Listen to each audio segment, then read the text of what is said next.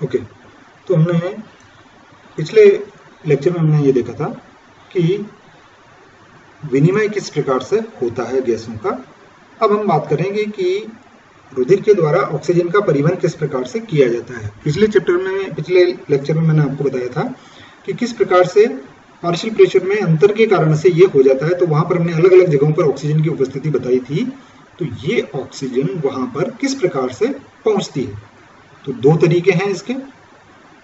एक तो लंग्स से जब ये ऑक्सीजन ब्लड में अंदर आ रही है तो वहां दो रूपों में ये आगे की ओर ले जाई जाती है।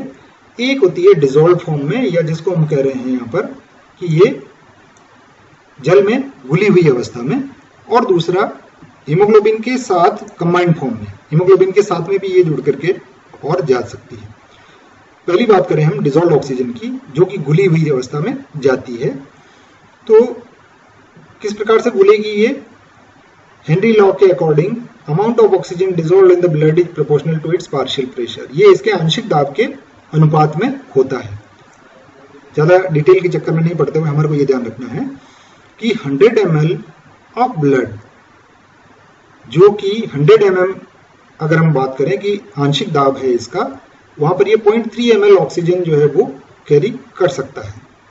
तो इस तरह से अगर हम देखें तो 90 ml पर मिनट ऑक्सीजन जो है वो पहुंचाई वहां पर जा सकती है, लेकिन टिश्यू की रिक्वायरमेंट जो है वो लगभग 3000 ml ऑक्सीजन पर मिनट होती है।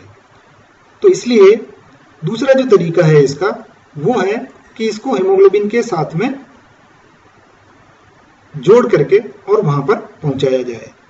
तो हीमोग्लोबिन की हम बात करें कि हीमोग्लोबिन में क्या होता है, एक आयरन पोरफायरिन होता है जिसमें कि ग्लोबिन प्रोटीन की चेन जो है वो पाई इसके अंदर जाती है। तो 4 इसके अंदर पॉलीपेप्टाइड चेन्स जो है वो होती है। इसमें से 2 अल्फा चेन होंगी जिनके अंदर प्रत्येक में 141 अमीनो एसिड होंगे, 141 अमीनो एसिड, और जो बीटा चेन है उसके अंदर 146 अमीनो एसिड्स जो हैं वो पाए जाते हैं। ठीक है, ये इनके डिफरेंस क्या है इनके बारे में हम ज्यादा डिटेल में नहीं लेंगे। तो ये ध्यान रखना है आपको यहाँ पर कि 100 मिलीलीटर जल में लगभग 0.46 ml ऑक्सीजन जो है वो घुलनशील होती है। तो यह मात्रा जो है वो मेटाबॉलिक रेट से कम होती है, और उच्च स्तरीय जंतुओं में हमें ये अधिक मात्रा में चाहिए, जो हमने कहा था कि 3000 ml की जरूरत वहां पर हमें पड़ती है, जो बाद में आपको यहाँ पर बता रहा था कि 3000 ml ऑक्सीजन पर मिनट की जरूरत वहां पर पड़ती है। इसलिए हीमोग्लोबिन के साथ में ये जोड़ करके और ले जाया जाता है।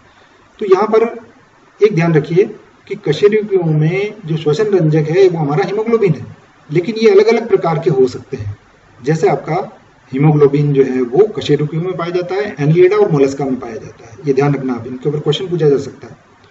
दूसरा श्वसन वर्णक है हीमोसाइनिन, यहाँ पर आगे है तो मैं बता रहा हूँ इसके साथ में, जो कि प्लाज्मा में होता है, जबकि हीमोग्लोबिन कहाँ पाया जाता है? बता चुका हूं पहले मैं आपको, ब्लड जो हमने पढ़ा था तब, कि ये आरबीसी के अंदर पाया जाता है।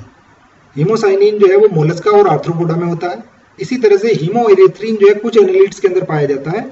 एक होता है क्लोरोक्रुएरिन, ये भी प्लाज्मा में पाया जाता है और एनिल्डा में होता है। एक होता है पिनेग्लोबिन, जो कि प्लाज्मा के अंदर होता है। ये नाम अगर आपको याद रह जाए तो ठीक है, बाकी हायर क्लासेज में जब आप जाएंगे तो वहां और इसके बारे में डिटेल में पढ़ेंगे, और नेट में इसके बारे में क्वेश्चन जो है वो अल्टरनेट ईयर पूछे गए हैं, तो भी ये हमारे लिए इंपॉर्टेंट हो जाता है अगर आप आगे चल करके और पीजी करने के बाद नेट का एग्जाम देने की तैयारी करना चाहें तो। ओके, तो हम ये कह रहे थे कि सामान्य परिस्थिति में फुफ्फुस धमनी में संपूर्ण रक्त ऑक्सीकृत नहीं हो पाता है।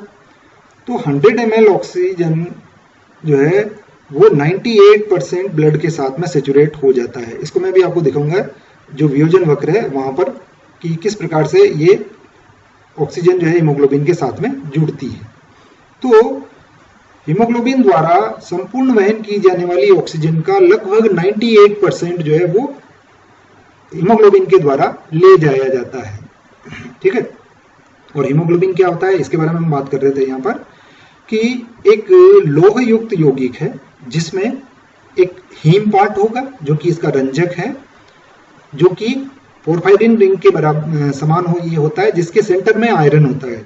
आपने बॉटनी में मैग्नीशियम की संरचना पढ़ी, क्या कहते हैं इसको, क्लोरोफिल की संरचना पढ़ी है, उसी की जैसी संरचना होती है। वहां क्लोरोफिल में मैग्नीशियम होता है और यहाँ पर आयरन होता है। ये भी क्वेश्चन पूछा जाता है कि हीमोग्लोबिन और क्लोरोफिल के अंदर मुख्य अंतर क्या है। तो ग्लोबिन की 4 पॉलीपेप्टाइड चेन होती हैं, 2 अल्फा होती है और 2 बीटा होती है। जो अल्फा चेन है उसमें 141 अमीनो एसिड होंगे और जो बीटा चेन है उसमें 146 अमीनो एसिड्स जो हैं वो होते हैं। और जो आयरन है वो फेरस फॉर्म में 4 पायरोल से जुड़ा हुआ ये रहता है। ओके, तो इसके बारे में हम बाद में बात करेंगे। तो ऑक्सीजन और हीमोग्लोबिन जब ये जुड़ता है तो ऑक्सी हीमोग्लोबिन बनाता है। यहाँ पर हम इसको हीमोग्लोबिन जो है वो ऑक्सीजन इसके साथ जुड़ जाएगी, ऑक्सी हीमोग्लोबिन इसको हम इस तरह से कह रहे हैं। लेकिन एक्चुअली क्या होगा कि 4 हीमोग्लोबिन Hb4O8 प्रकार की संरचना जो है वो इससे बनती है। Okay, oxygen combined with haemoglobin या ऑक्सीजन की कैपेसिटी कितनी होती है? तो 1 ग्राम हीमोग्लोबिन की कैपेसिटी कितनी होती है ऑक्सीजन के जुड़ने की? 1 gram of haemoglobin can combined with 1.39 millilitre of oxygen. इसके कारण से नॉर्मल ब्लड जो है वो पर 100 ml में 15 मिलीग्राम जो है वो आपका हीमोग्लोबिन होता है। इसका मतलब ये हुआ कि 15 इंटू 139 ये हो जाता है आपका 20.8 मिलीलीटर। तो 100 ml जो वो ब्लड है वो कैरी कर सकता है आपका 20.8 मिलीलीटर ऑफ ऑक्सीजन को। तो ऑक्सीजन का जो सेचुरेशन होता है वो लगभग 97.5 या 98% सेचुरेशन जो है वो हो जाता है। ये थोड़ी देर पहले मैंने आपको ये बात बताई थी यहाँ पर। तो ऑक्सीहीमोग्लोबिन के बनने और वियोजित होने पर आयरन जो है वो फेरस अवस्था में ही रहता है। तो इस प्रकार आयरन और ऑक्सीजन के मध्य जो है एक फिजिकल बॉन्डिंग जो है वो पाई जाती है। तो ये रिड्यूस्ड हीमोग्लोबिन जो है, अपचयित हीमोग्लोबिन, रुधिर के द्वारा पुनः वापस फेफड़ों तक ले जाया जाता है और वहां से ऑक्सीहीमोग्लोबिन वापस बन जाता है। जब ऑक्सीहीमोग्लोबिन ऊतक तक पहुंचता है तो इससे ऑक्सीजन रिलीज हो जाती है और आपका हीमोग्लोबिन जो है वो अपचयित फॉर्म में आ जाता है, जिसको कि वापस फेफड़ों तक ले जाया जाएगा और वहां से आपका ये ऑक्सीजन इसके साथ जुड़ करके वापस ऑक्सीहीमोग्लोबिन बना लेता है। तो ये एक आपका ऑक्सीजन कंटेंट में जैसे जैसे बढ़ोतरी होती है वो पार्शियल प्रेशर ऑक्सीजन का किस प्रकार का इसके ऊपर ये डिपेंड करती है। एक जो पढ़ा था आपने कि कार्बन डाइऑक्साइड के साथ में अगर ये हीमोग्लोबिन के साथ में जुड़ जाती है तो इसकी ऑक्सीजन के साथ जुड़ने की क्षमता कम हो जाती है। दूसरा, एनीमिया जो है अगर होता है तो उसमें रक्ताल्पता कहते हैं जिसको हम, कि हीमोग्लोबिन की मात्रा अगर कम हो रही है तो 40% जो होता है नॉर्मल का उतना ही ये रक्त ले जा पाता है। जैसे जैसे ऑक्सीजन का पार्शियल प्रेशर बढ़ता है तो हीमोग्लोबिन के द्वारा, जो सामान्य हीमोग्लोबिन है उसके द्वारा संतृप्ति की रेट जो है वो बढ़ती है और ये लगभग 100% कभी नहीं जाती, ये 98% के आसपास ये आ जाती है। तो इसको अगर हम देखें कि इनके बीच में रिलेशन क्या है, partial pressure of oxygen, oxygen saturation और ऑक्सीजन कंसंट्रेशन, इनके बीच में क्या रेशियो है, इसको अगर हम देखें तो ऑक्सीजन डिसोसिएशन कर्व जो है वो राइट साइड में शिफ्ट हो जाता है अगर हाइड्रोजन आयन कंसंट्रेशन बढ़ती है, कार्बन डाइऑक्साइड बढ़ती है या टेम्परेचर बढ़ता है। इसको मैं आपको एक दूसरे डायग्राम के थ्रू बताने की कोशिश करता हूं कि जैसे जैसे हम पार्शियल प्रेशर ऑफ ऑक्सीजन को बढ़ाते हैं तो लगभग आपका 90%, 98% सेचुरेशन के बाद में ये स्थिर हो जाता है। इसलिए हमारे को इस तरह का एक वक्र जो है वो मिलता है। इनिशियली जब हम ऑक्सीजन का प्रेशर जो है वो पार्शियल प्रेशर आंशिक दाब जैसे जैसे बढ़ाते जाते हैं 10, 20, 30, 40, 50, 60, 70, 80, 90 और 100 इस तरह से बता सकते हैं इसको, तो लगभग ये 98 पर जाकर के और ये स्थिर हो जाता है और इसके बाद लगातार ये इसी डायरेक्शन में चलता है। यानी इससे अधिक सेचुरेशन जो है वो इसका यहाँ पर नहीं होगा। यहाँ पर ये 98% सेचुरेशन इसका मैक्सिमम हो सकता है।